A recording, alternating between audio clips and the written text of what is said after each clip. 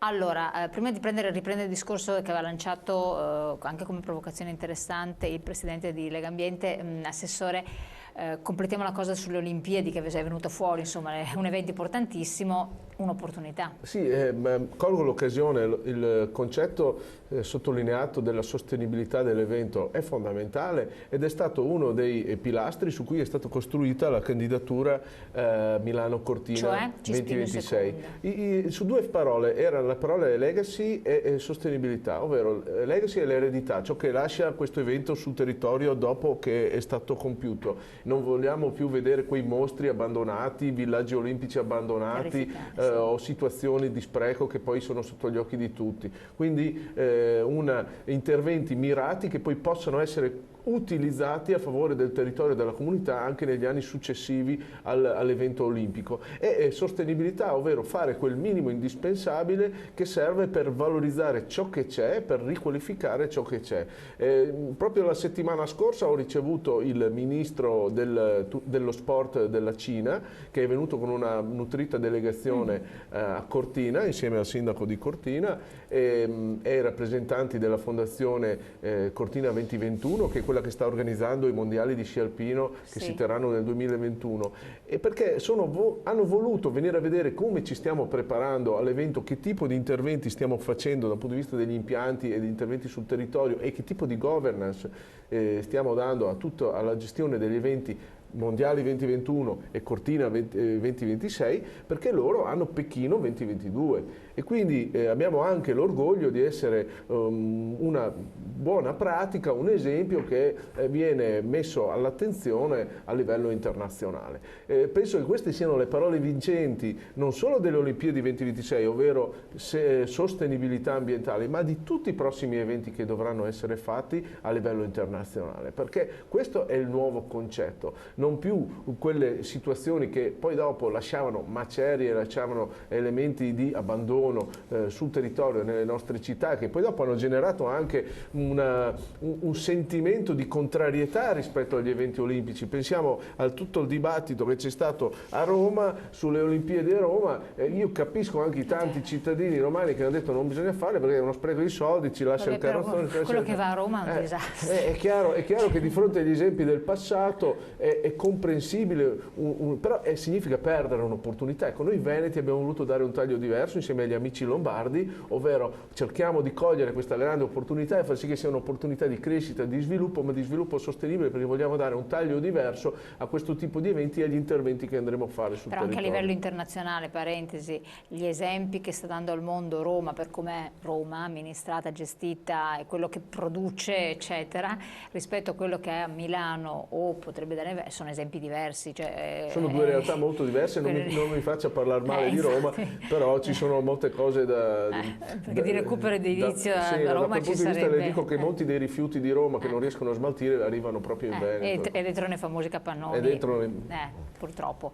Non diciamo altro, ci siamo già occupati di ecomafie e torneremo a parlarne. Presidente, relativamente a questo discorso delle Olimpiadi, un po' per completarlo, una grande opportunità perché comunque Cortina, Belluno, zona del territorio, ha bisogno di... Sì, tecnicamente sì, cioè nel senso, come dicevo prima, mi sono trovato anche piacevolmente in un consesso dove appunto ho parlato di questa esperienza di far sistema, di creare le condizioni affinché non ci sia solo la parte imprenditoriale, perché fine a se stessa io do ragione all'assessore ma anche a Luigi Legambiente, cioè non ha nessun senso che vengano fatti degli investimenti di un certo tipo, ma io lo dico anche a tutela di chi ha già la proprietà immobiliare, mi spiego.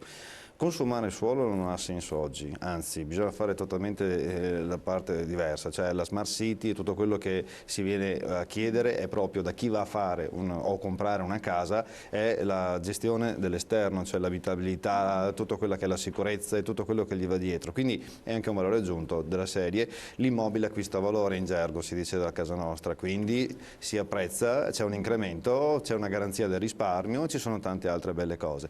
Dall'altra bisogna sempre tenere tenere un occhio puntato a quella che è la comunità di appartenenza dell'immobile, perché non è detto che l'immobile sia di un residente, può essere di qualcun altro.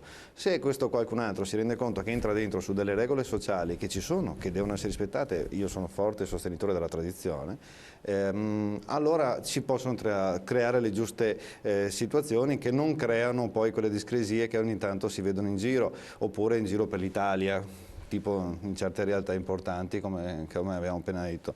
Però ritengo che sia fondamentale non dimenticarsi mai che ci sono tutta una serie di investitori che ritengono opportuno fare un investimento sul territorio perché apprezzano quel territorio e gradiscono quel territorio e forse anche premiano quel territorio, cioè non vederla sempre da un punto di vista, come si può dire, oddio, attenzione, arriva qualcuno da fuori. Sì. Vediamola in un contesto un po' più sereno, però le regole devono essere rispettate, altrimenti vengono fuori dei grandissimi disastri. Qua sono d'accordo. Il Gordino va rispettato, però la questione di Cortina, se questo è stato il premio per il disastro che hanno avuto, beh, qualcuno dice, beh, forse abbiamo speranza, perché quei territori, almeno da quello che posso dire io, c'era sicuramente l'ombra dell'abbandono nel giro di breve tempo, perché possiamo raccontarcela finché vogliamo, ma le comunità montane o vengono sostenute, oppure altrimenti rischiamo il default. Ecco, assolutamente. Tutto qua.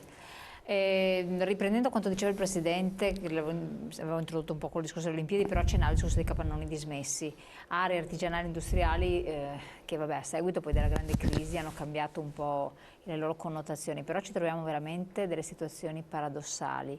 Ha dato un po' in là per spiegare che c'è un'iniziativa regionale che aiuterebbe in questo senso. Beh, sicuramente questo è uno dei temi di estrema attualità. Abbiamo migliaia di capannoni dismessi, non utilizzati, sottoutilizzati e che da valore, da patrimonio anche per le imprese proprietarie e per chi ne è proprietario sono diventati un costo. Cosa si può fare? Cioè, noi abbiamo introdotto nella nostra legge Veneto 2050, quella che consolida il piano casa, proprio un nuovo criterio che è quello della rinaturalizzazione dei suoli, ovvero buttare giù un capannone vecchio, buttare giù un capannone agricolo, un capannone industriale, un immobile incongruo e ripulire il territorio, riportare il territorio alla naturalizzazione, quindi al suolo vero e proprio, genera un credito edilizio. Butto giù un capannone di 1000 metri, questo mi genera un credito edilizio che io posso riportare all'interno del consolidato urbano per edificare. Del consolidato urbano dove è già prevista l'urbanizzazione, perché in base al consumo del suolo non si può costruire... Sì, la legge del consumo del suolo prevede che sia individuato un consolidato, ovvero la cintura urbana dove esiste già la città, e che si vada a densificare quest'area rispetto invece a consumare campi, a consumare zone esterne. E quindi questo mi genera, per esempio, butto giù 1000 metri in campagna, posso ricostruire 50 metri, ampliare 50 metri all'interno del consolidato urbano e fare un ampliamento di un immobile esistente. Questo permette di diminuire la tensione edificativa sul suolo nuovo, di ripulire da brutture e da immobili incongrui o da realtà inutilizzate le nostre campagne. Ormai i campi in certe province non se ne vedono più. Io vengo da una provincia che è la provincia di Rovigo, dove ancora abbiamo la campagna a perdita d'occhio, ma c'è tutta una fascia del Veneto che è la fascia centrale che è stata fortemente sottoposta ad una pressione edificatoria e quindi questo è un aspetto che va considerato e permette che ciò che viene costruito sia costruito secondo dei criteri attuali di rispetto delle normative da un punto di vista ambientale, energetico, pensiamo a quello che è la produzione di CO2 anche degli impianti di riscaldamento